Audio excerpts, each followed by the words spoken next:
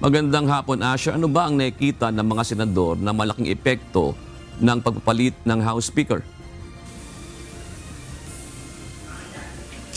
Magandang hapon din, June. Sa gitna ng deliberasyon ng proposed 2026 national budget ay umaasa si Senate Committee on Finance Chairperson Sherwin Gatchalian na pareho lang ang mamumuno sa House Committee on Appropriations para tuloy-tuloy lang din ang kanilang pag-uusap kaugnay nito.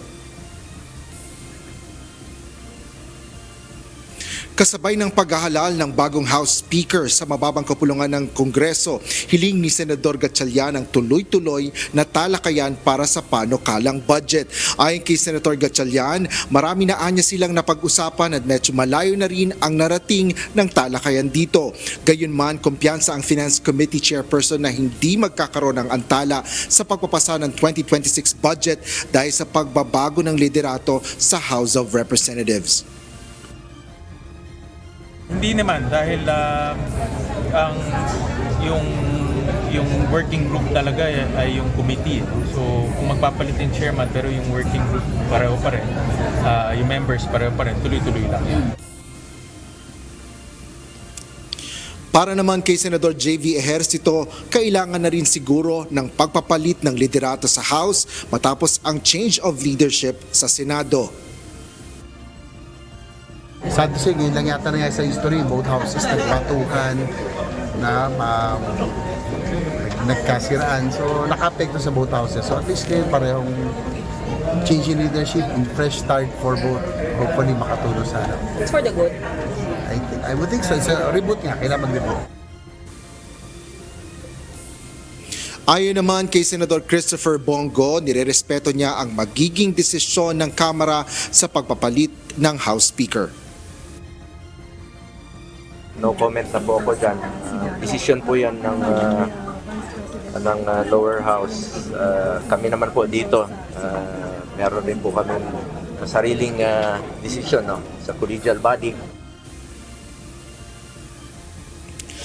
Ayon naman kay Senador Ronald Bato de la Rosa, hindi niya alam kung bakit nag-resign sa House Speakership si late 1st District Representative Martin Romualdez. Resign siya? Yes, sir. Is that a sign of guilt? Bakit siya nag-resign? Ha? Sign of guilt ba yun? About the accusation? About the problema natin sa flood control? Samantala, hindi na nagkomento si Senador Amy Marcos kaugnay sa pagbaba sa House Speaker ni Congressman Romualdez. Ngunit may komento ito sa bagong halal na Speaker na si Isabela 6th District Representative Faustino Boji D. III. Kilala ko si Boji, bata pa kami. Magkasama kami sa Kabataang Barangay. Sobrang bait ng tao, awang-awa ako sa kanya. But nakakaawa, ma'am. Ang hirap ng sitwasyon niya eh. But do you think he will be a capable leader po? Magaling si Boji, kaya lang ang depekto lang niya, sobrang bait. Yun na nga.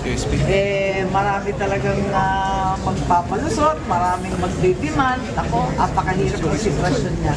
Arguably the worst job in the world. Inihayag naman ni Senate President Vicente Tito Soto III na noong birthday lunch ni Pangulong Ferdinand Marcos Jr., naririnig niya na kinukonsidera nila si Representative Boji na bilang House Speaker.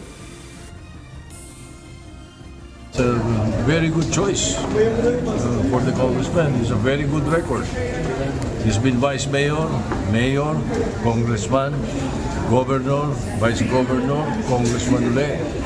And in all those years, no bad record.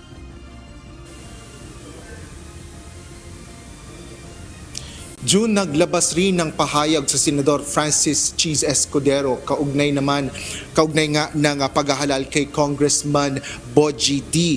Kumpiyansa si Escudero sa karanasan at matatag na liderato ng kongresista na makakatulong anya sa Kamara.